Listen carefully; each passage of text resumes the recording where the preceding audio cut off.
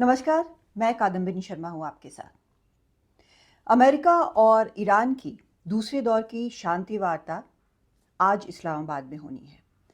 Trump ने तो ऐलान कर दिया है और उनकी टीम उन्होंने कहा है कि शाम तक इस्लामाबाद पहुँच जाएगी। बहुत सारे सुरक्षा इंतज़ाम किए गए हैं। इस्लामाबाद से तस्वीरें आई हैं, वहाँ पर होटलों का इंतज़ाम किया गया है, सुरक्षा का सामान लिए वहाँ पर अमेरिकी जो विमान है वो लैंड कर चुके हैं और पूरे इंतज़ाम किए गए हैं। लेकिन ईरान को लेकर अभी भी संशय है। आपको याद होगा कि पिछली बार भी ऐसा ही कुछ हुआ था। ना ना करते हुए भी आखिरी मोमेंट तक ये लगा था कि पता नहीं बातचीत होगी नहीं होगी, लेकिन उसके बाद ईरान बातचीत की टेबल पर आया था। इस बार भी बार बार ऐसे ही ईरान कह रहा है कि वो बातचीत नहीं करेंगे, फिर कहीं से बयान आता है कि वो बातचीत करेंगे, फिर बयान आता है कि नहीं करेंगे। लेकिन इस बार कहानी में एक और ट्विस्ट है। ये ट्विस्ट पिछले कुछ घंटों के अंदर हुआ है और बातचीत के ठीक पहले ये घटना हुई है।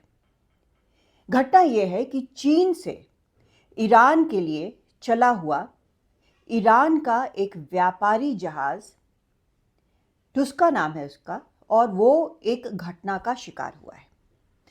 इस कार्गो शिप को ईरान के बंदर अब्बास पोर्ट पर डॉक करना था, वहां तक पहुंचना था। तो ये चीन से चला ईरान के पोर्ट के लिए, लेकिन ईरान के सभी पोर्ट्स की अमेरिका ने नाकेबंदी कर रखी है।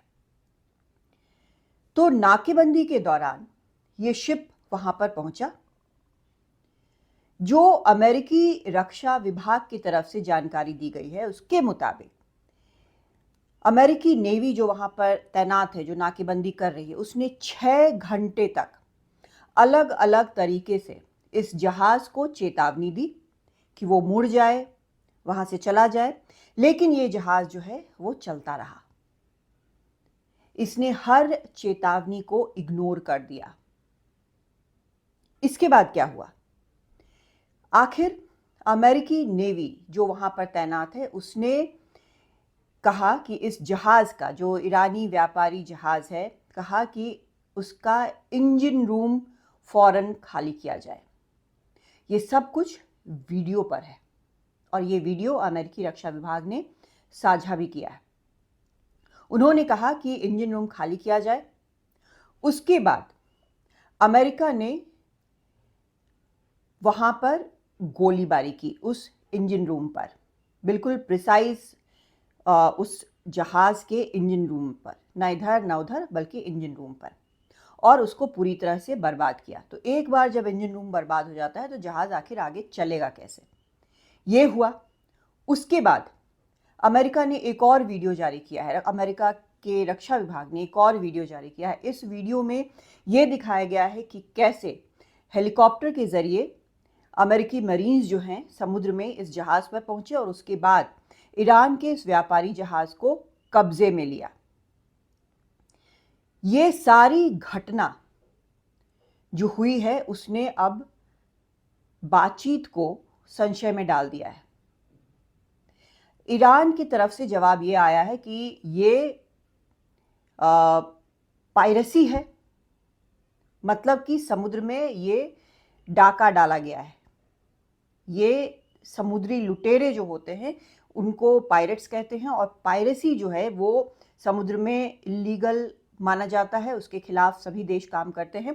तो अमेरिका की नेवी ने जो काम किया है ईरान के व्यापारी जहाज के साथ, उसे ईरान ने एक समुद्री लुटेरे वाला काम बताया है और कहा है कि इसका जवाब जरूर दिया जाएगा।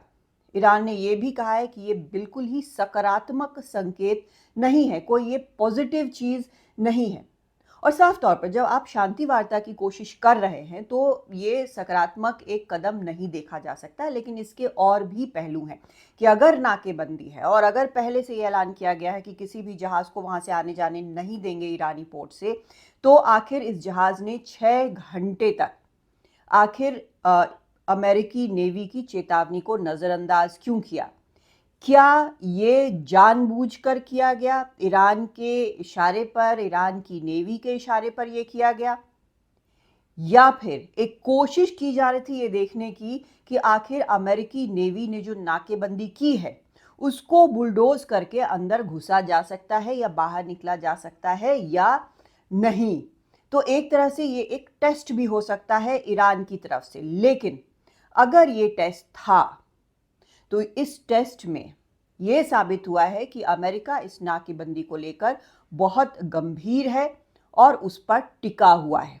और ये जो है ये एक घटना ये साबित कर रही है कि अभी भी बातचीत जो है वो बेहद नाजुक स्थिति में है।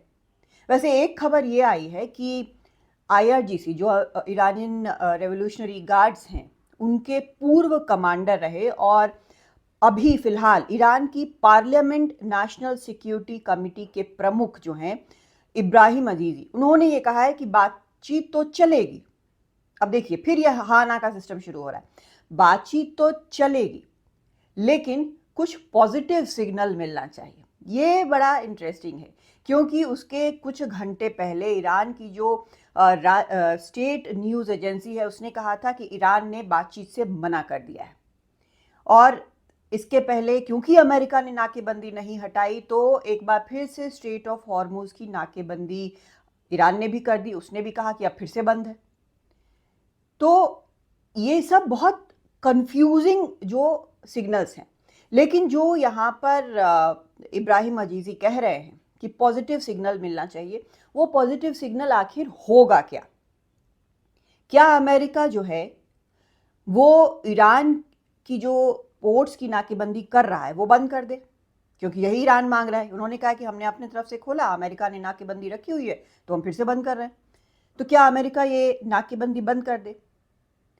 समस्या ये है कि अमेरिका के लिए ये घुटने टेकने जैसी बात होगी। एक, उसे ना तो यूरेनियम मिला युद्ध में, जो एनरिच यूरेनियम की बात वो कर रहा है, ना सारे मिसाइल खत्म हुए जैसा कि उसकी उम्मीद थी कि सारे मिसाइल्स को हम ईरान की खत्म कर देंगे, ना रजीम चेंज हुआ। हालांकि ट्रंप ये कहते हैं कि रजीम चेंज उन्होंने कर दिया, लेकिन रजीम चेंज तो हुआ नहीं। और जो स्ट्रेट ऑफ हॉर्मुज खुला हुआ था इस युद्ध के कारण वो भी बंद हो गया। तो जब ये सब कुछ हुआ है तो फिर एक बार फिर अगर नाकेबंदी अमेरिका ईरान के दबाव में आकर खोल देता है तो डोनाल्ड ट्रंप मिड टर्म चुनाव के कैंपेन में क्या कहेंगे? आखिर क्यों ये युद्ध किया? इस युद्ध का नतीजा क्या निकला? क्या खुले हुए स्ट्रेट ऑफ हॉर्मुज को बंद करने का नतीजा? युद्ध का ये लक्ष्य तो था नहीं। वैसे ये पूरी दुनिया के लिए बहुत चिंता का विषय है। भारत के लिए भी ये बड़ा गंभीर मसला है क्योंकि ये सवाल तो है कि जहां पर फ्री नेविगेशन होता था, जहाज बिल्कुल शांति से गुजरते थे, वो क्या अब सिर्फ ईरान की मर्जी से चलेगा? ईरान जब चाहेगा उसे बंद करेगा, ईरान जब चाहेगा उसे खोलेगा, ईरान चाहेगा तो वहां पर आने जाने वाले जहाज़ों से फीस वसूल करेगा। फिर बाकी ये क्यों ना करें? जिनके आसपास किसी भी प्रकार से इस तरह का कोई बंदोबस्त है, इस तरह का कोई इलाका है, तो फिर तो सभी इस तरह की बात करेंगे, फिर सभी इस तरह से टोल वसूलेंगे। फिर सारे अंतर्राष्ट्रीय जो नेविगेशन है उनके नियमों का, देशों के आर्थिक स्थिति का क्या होगा? क्योंकि ये फीस तो बढ़ती जाएगी। ये सब कुछ है। और ये भी याद रखना जरूरी है कि जब ये सब कुछ हो रहा है उस वक्त भारत के 2 जहाज़ों पर स्ट्रेट ऑफ हॉर्मुज में ईरान की नेवी ने गोलियां चलाई। एक कप्तान का ऑडियो शायद आपने सुना भी होगा। इस ऑडियो में वो कह रहे हैं ईरान की नेवी को कि आपने हमें जाने की इजाज़त दी है और अब आप हम पर गोली चला रहे हैं। उसमें ये भी कहता है भारत का वो नाविक कि आपकी फहरिस्त में, आपकी लिस्ट में साफ तौर पर जिनको जाने देना है उनकी लिस्ट होगी, मेरा नाम दूसरे नंबर पर है, आप हम पर गोलियां क्यों चला रहे हैं? इस चीज को लेकर यहां पर विदेश मंत्रालय ने ईरान के राजदूत को बुलाया, उनके साथ बैठक की, कहा कि हमारे लिए ये बहुत चिंता का विषय है, हमारे जहाज, हमारे नाविकों की हमको बहुत चिंता है और ये बात ईरान में भी अधिकारियों तक पहुंचाई जानी चाहिए, वहां पर जो जिम्मेदार लोग हैं उन तक ये बात पहुंचाई जानी चाहिए। तो भारत के लिए भी ये आसान रास्ता नहीं है। ऐसा नहीं है कि भारत के सभी जहाज स्ट्रेट ऑफ हॉर्मुज में जो फंसे हुए थे सब निकल गए हैं। अभी भी कई जहाज वहां पर मौजूद हैं और एक एक करके ही निकल पा रहे हैं। तो जिस तरह से ये सारा कुछ चल रहा है, जो पूरा घटनाक्रम जो है ये जिस तरह से चला है, उससे एक बड़ा अहम सवाल अब उठ रहा है कि आखिर ईरान के लिए फैसले कौन ले रहा है। मतलब सच में फैसले कौन ले रहा है, कौन तय कर रहा है कि आगे क्या होगा, अगला कदम क्या होगा, ये कौन तय कर रहा है। बातचीत की टेबल पर भले ही विदेश मंत्री नजर आते हों ईरान के, या फिर संसद के जो स्पीकर हैं वो नजर आते हों, लेकिन जिस तरह से ये बातचीत चल रही है कि हम एक कदम भी पीछे नहीं हटेंगे। आमतौर पर निगोसिएशन, कोई भी निगोसिएशन हो, उसमें ऐसा नहीं होता है। बातचीत दोनों तरफ से जरूर बहुत हाई पॉइंट्स पे शुरू होती है, लेकिन मौके की नज़ाकत को समझते हुए निगोशिएटर्स 1, 2, 3, 4 कदम पीछे हटते हैं। ये आगे पीछे हटते हुए एक कॉम्प्रोमाइज पर पहुंचा जाता है दोनों तरफ से। लेकिन यहां पर जो हो रहा है उस पर यह लगता है कि ईरान यहां युद्ध पर आमादा है कि या तो पूरी तरह मेरी बात मानी जाए, नहीं तो हम युद्ध जरूर करेंगे।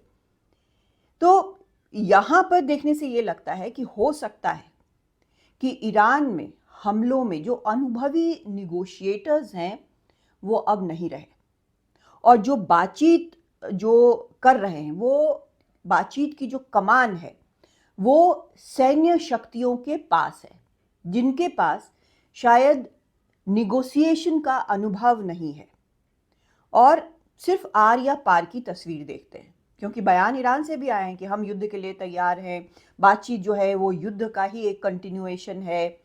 उधर इजराइल भी कह रहा है कि हम युद्ध के लिए तैयार हैं। यहाँ पर डोनाल्ड ट्रंप ने बोल ही दिया है कि अगर डील नहीं होती है तो हम सभी पुल, सभी बिजली घर, सब कुछ उड़ा देंगे, देश को उड़ा देंगे। तो सब जगह मिलाकर ये आखिर चल क्या रहा है? क्या ईरान में कोई भी ऐसा सर्वोच्च नेता, संसद, सरकार, काउंसिल, कोई भी ऐसा है जो कि जरा शांत दिमाग से फैसले ले रहा हो? ये स्थिति जो है वो ईरान के लिए बेहद खतरनाक है, ईरान की आम जनता के लिए बेहद खतरनाक है, दुनिया के लिए तो है ही। यहाँ पर लेकिन एक और जो फैक्टर है वो याद रखना होगा कि पहले दौर की जब बातचीत हुई थी उस वक्त उपराष्ट्रपति जेडी वांस आए थे। अब जेडी वांस के दूसरे राउंड की वार्ता में प्रेजेंस, कि वो होंगे या नहीं होंगे, इसको लेकर अमेरिका में कभी बयान आता है कि हाँ वो होंगे, कभी बयान ये आया कि नहीं होंगे, फिर से बयान आया कि हाँ वो भी होंगे। ये उनका प्रेजेंस जो है, उनका मौजूद रहना एक तरह से इस बातचीत को ज़्यादा स्थिरता देता है। वो इसलिए क्योंकि जब फरवरी में ईरान और अमेरिका की वार्ता हुई थी, उस समय जो अमेरिका की तरफ से वार्ताकार थे वो स्टीव विटकॉफ और जेरेड कुशनर थे। जेरेड कुशनर की जो लेजिटिमेसी है वो कई बार देश जो हैं या फिर ईरान भी है उस पर सवाल उठाता है कि आखिर जेरेड कुशनर किस हैसियत से वहाँ पर बैठे हैं। वो तो राष्ट्रपति ट्रंप के दामाद हैं, वो एक यहूदी हैं, इसको लेकर भी कई संशय उठाए जाते हैं। लेकिन पाकिस्तान यहाँ पर मध्यस्थता कर रहा है तो उसके भरोसे कम से कम बात आगे बढ़ती है। लेकिन इस पूरी बातचीत में वेट जो है, गंभीरता जो है, जो स्टेबिलिटी है, स्थिरता है, वो उपराष्ट्रपति जेडी वांस के मौजूद होने से कहीं ज़्यादा बढ़ेगी। तो कुछ घंटों की बात है, ये साफ हो जाएगा कि आखिर बातचीत की टेबल पर कौन कौन आया। क्या अमेरिकी प्रतिनिधिमंडल आता है आखिर, और आता है तो क्या ईरान के भी लोग आएंगे, ईरान का भी प्रतिनिधिमंडल आएगा, फिर बातचीत से क्या निकलेगी। क्योंकि ये जो एक युद्ध है उसने पूरी दुनिया पर भयंकर असर डाला हुआ है।